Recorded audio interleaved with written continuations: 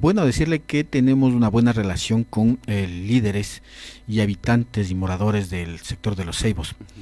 quienes en horas tempranas de la mañana nos hacían llegar alguna información respecto al estado deplorable en el que se encuentra prácticamente la avenida El Retorno y algunas calles adyacentes a esa, como consecuencia obviamente, primero de la obra que se está ejecutando y segundo de las fuertes lluvias que hemos tenido en estos últimos tiempos, pero que no es una consecuencia coyuntural nada más, sino producto quizá de la falta de visión por parte de las autoridades, que ya lo hemos señalado anteriormente, ¿no es cierto? Un barrio que no era considerado turístico, hay un concepto equivocado de ello, es un barrio comercial en el que abastos, restaurantes, algunos bares y discotecas, otros de otras líneas de productos Supermercados.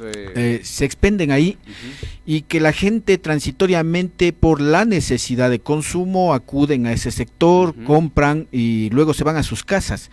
Los principales visitantes del sector no son turistas, que el turismo viene de afuera, pues, ¿no es cierto? Claro. Y no son personas que vienen de otras provincias, no son personas que vienen de fuera del país, sino que es gente consumidora de aquí, de la ciudad local. Que Y no en por los Ceibos está ningún atractivo turístico. de Dígame ninguna usted cuál manera, es el atractivo turístico. ningún No hay ninguno. atractivo desde el punto de vista cultural, desde el Ujú. punto de vista de atractivos naturales, un río, una cascada, una laguna, ¿no es cierto? Algún hecho incluso trascendente desde el punto de vista histórico. Histórico. Ujú. No existe, más allá de la ligación que tiene el barrio Los Ceibos con El Retorno y una festividad que temporalmente se la hace en el mes de abril. Entonces, esa falta de visión y de concepto hizo que se hiciera esta obra con una fuerte inversión, 2.400.000 y algo más de dólares, pero que a Que la subirá, larga, ¿no? Que que a la subirá, se larga ha incrementará. afectado lo que usted ha señalado, el tema económico fundamentalmente. Y se afecta no solamente a quienes tienen los negocios y locales de ahí, se afecta también a los propietarios, porque en definitiva, con lo que está sucediendo en la actualidad, prácticamente se están cerrando muchos de los negocios Así es. y los locales están quedando vacíos y no habrá quien los alquile mientras no se concluya dicha obra. Yo conocí el día de hoy también de que hay algunos negocios que estaban ubicados en esta parte de la obra, que se están reubicando a la altura de la Teresa Bach, por ejemplo, es Ujú. decir, se están trasladando, reubicando, con la finalidad de concitar la atención y constituir otro polo también económico, social en ese sector más arriba. Fíjese usted Y cómo es poco a que poco ya han ido instalándose, Fausto. No sé si la ciudadanía se ha dado cuenta, pero yo sí, me parece que la González de Sasi, creo, me parece que es la calle del Polideportivo para arriba, ya se ubican algunos locales, panaderías, centros comerciales, supermarkets. definitivamente, es decir, quebraron la economía del lugar, destruyeron esa economía que beneficiaba de una u otra forma a quienes comercializan y a quienes habitan, porque también los que habitan van a tener que trasladarse a otros lugares a ver sus productos, a satisfacer sus necesidades de consumo. Eso es impresionante, impresionante no solo por ese lado, sino también por el hecho de que al parecer hay distorsiones en la ejecución de la obra por parte de los contratistas. Cuando observábamos un caos total en el tránsito vehicular y sobremanera el flujo de circulación para aquellos vehículos grandes, ¿no es cierto?, que en Claro, las calles usted aledañas enviaba el tienen que día de hoy circular. un video en donde era lo más didáctico posible lo que tiene que pasar un carro de mediano tamaño cuando llega a las esquinas en donde las aceras se ampliaron y donde el dar el giro para cualquiera de los dos sentidos puede ser hasta propenso a causar accidentes de tránsito. Accidentes, daños materiales, incluso yo mismo me transportaba en un bus la otra vez y se subió a la vereda para poder girar la calle. Podía Imagínense, haber ocasionado también un accidente algún golpe. o algún golpe a algún poblador que esté transitando por la acera. Entonces, es preocupante la situación. Yo creo que sí, es decir, toda obra va a causar molestias, pero no tantas como esta. Ujú. Y esta sí ha destruido la economía de los Ceibos, por eso hemos expresado nuestra solidaridad y creemos de que no se puede volver a repetir.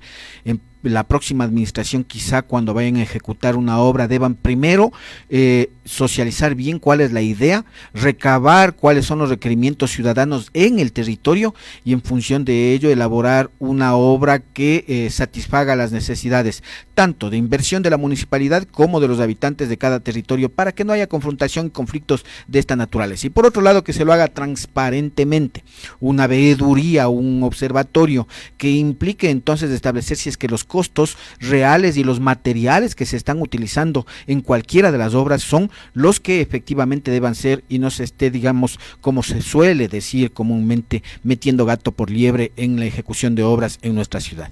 Basta pasar por los ceibos, el acercarse, el observar los locales cerrados, la gente desesperada por saber, porque esa gente, Fausto, tiene deudas. Esos locales comerciales no es que trabajan con capitales grandes y que son solventes, pues son capitales que van girando en torno a la dinámica comercial. El día que no venden no pueden pagar a sus proveedores y por lo tanto esa cartera de crédito se va agrandando, asfixiando a nuestros comercios. Yo pregunto, mirando todo eso, ¿qué pensarán las autoridades? No sé, la verdad, no alcanzo a entender, Fausto. Mire, desde el 2014 hasta la presente soportamos una crisis económica que no ha sido resuelta y que no ha sido superada. La pandemia agudizó esa crisis económica, ¿no es cierto? No es que fue solamente el tiempo de confinamiento, porque hay consecuencias posteriores hasta restaurar o reimplementar la, entre comillas, normalidad.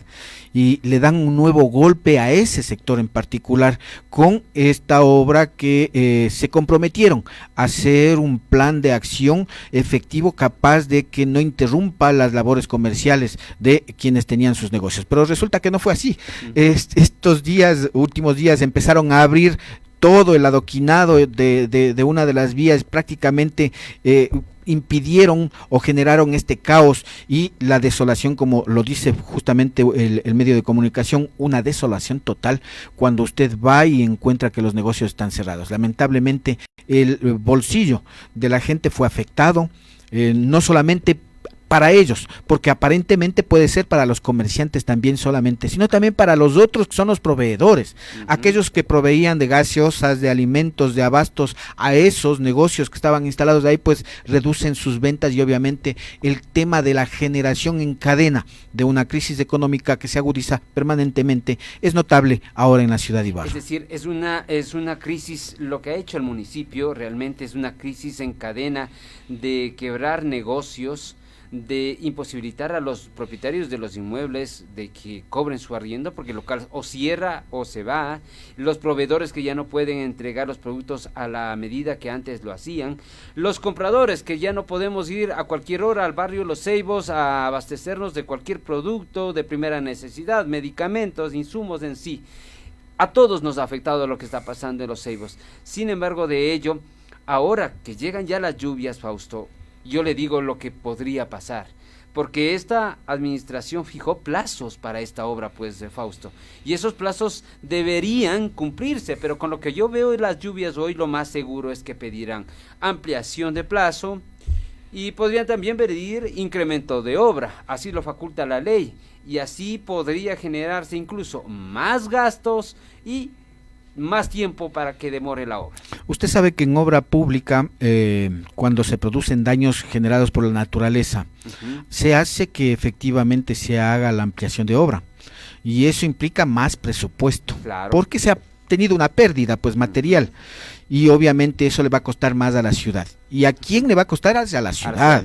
Claro. ¿Por qué? Porque no es solamente a los frentistas y a quienes habitan en el sector de Los Ceibos, es también a nosotros, aquellos que vivimos en otros territorios, que vamos a tener que pagar de acuerdo a la ordenanza esa contribución especial por mejoras, claro, que ha sido planteada. Entonces va a incrementarse el monto de aporte para esta obra. Y por otro lado también, cuando usted menciona el tema no solo de la obra y sus consecuencias naturales, sino también los efectos de las lluvias, está generando problemas de salud en la población de ese territorio. O sea, si nosotros queremos mirar las cosas de manera integral, debemos verlas en todo sentido. problemas de salud, problemas económicos, problemas de movilidad humana, ¿no es cierto? Riesgos de accidentes, inseguridad, porque si está desolado todo aquello, si no hay movimiento, efectivamente la delincuencia hará de las suyas en ese territorio. Es decir, hay un daño también aparentemente no ambiental considerado bajo el concepto de las normas de un daño de un río, de un lago, etcétera, pero hay un daño ambiental de contaminación alto y elevado que va a generar problemas, como decía, de salud y respiratorios fundamentalmente. Bien, Fausto, todo esto ha sido una introducción para hablar sobre otro tema que es importante y que se conecta con esto, porque vienen las elecciones.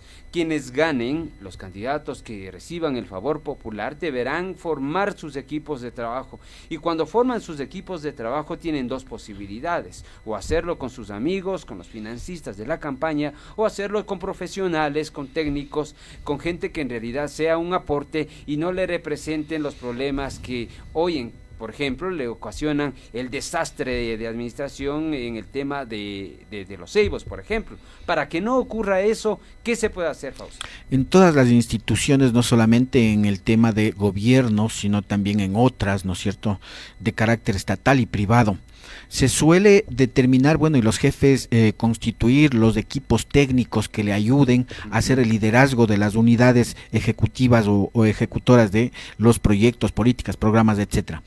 Y que lamentablemente tienen una disyuntiva: o designan a sus amigos, ¿no es cierto?, como directores, como directivos, como líderes de las unidades, o designan a profesionales. Entonces ahí tiene que haber la capacidad de dilucidar por parte de los jefes, de las autoridades, y decir, a ver, yo voy a poner a los amigos que tengan el perfil profesional para que ocupen dichos cargos, para que no nos suceda efectivamente lo que nos ha sucedido en las administraciones y en esta en particular de la ciudad de Ibarra. Donde, Fausto, han desfilado los directores como no tiene idea. Yo realmente no reconozco a ninguno de los que iniciaron en esta administración, les soy sincero, no he vuelto al municipio, no tengo ganas de hacerlo tampoco, pero realmente es increíble cómo han cambiado de directores a mansalva en diferentes, por ejemplo en obras públicas. Yo ya no sé con quién estará, me parece que es un señor de la costa ecuatoriana, no sé qué conocimiento tenga del territorio. Mire, cuando la autoridad hace la campaña, en este caso de elección, la autoridad de elección hace la campaña, tiene sus amigos y no está mal,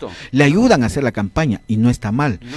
Que la autoridad le ayude a ubicarse en algún puesto para que le contribuya en la gestión, no está mal, siempre y cuando cumple el perfil. Eso. Es decir, el perfil profesional. Pero no significa tampoco que ser profesionales sea tener 5 masterados, un PhD. No. ¿Por qué? Porque lo que se necesita es algunas características y componentes para ser profesionales integrales. Por ejemplo, Fausto, ¿cuáles serían esas características? Estamos hablando de formación, por ejemplo, formación académica, formación técnica, ¿no es cierto? Formación profesional propiamente dicha. Estamos hablando de experiencia, ¿no es cierto? Estamos hablando de gestión de equipos de trabajo, de manejo de modelos de gestión, de planificación y visión estratégica de territorio. Estamos hablando también, y obviamente, y es importantísimo, que se sume a esto la transparencia, ¿no es cierto?, con la que se puede hacer, y la lealtad a un proyecto, sea de una autoridad elegida o de aquella que esté dirigiendo ya en otras instituciones. ¿Cuáles son las consecuencias, Fausto, de no hacer un buen escogitamiento, una buena elección y una buena selección de estos profesionales que en definitiva van a ser el gobierno que a usted le representa? En el caso, por ejemplo, de la ciudad de Ibarra, las consecuencias son estas. Así es. Es decir, no necesitamos irnos a otro lado, la ciudadanía valora mucho respecto a cómo ha sido el equipo técnico que ha constituido la gestión municipal en la ciudad de Ibarra. Yo creo que en los demás cantones también hay referencias en ese sentido, ¿no es cierto?, de que no estamos diciendo todo, porque también no podemos ser absolutistas en esos términos. Hay que respetar y reconocer valores importantes de profesionales y de amigos, ¿no es cierto?, de las autoridades que son profesionales y que han ejecutado una importante labor. Pero aquí sí debemos señalar de que en gran parte la consecuencia es la falta de optimización de los recursos económicos, ¿no es cierto?, la falta de planificación estratégica en el territorio o en la institución, y el retraso de la organización o institución en la que están formando parte como directivos o líderes de unidades ejecutoras de proyectos. Todo esto tendrán que tomar muy en cuenta las autoridades, pero también los electores, porque ellos ya tienen una radiografía de los candidatos, o al menos esperemos que tengan una radiografía de los candidatos. Quienes se postulan, la mayoría ya tienen su trayectoria y saben el modelo de gobierno que tienen, ya saben qué hicieron en el pasado y qué pueden hacer por ellos hoy. Entonces, la ciudadanía también tiene ahí una responsabilidad. Claro, en el caso de autoridades de elección popular, yo creo que no solamente hay que visibilizar a la autoridad que vamos a elegir, sino cuál es su entorno político, técnico y profesional que pueda contribuir a ello. Porque muchas de las ocasiones, lamentablemente, sí vemos un liderazgo de la persona o la autoridad, pero no vemos quiénes están ayudándole o acompañándole en este proceso.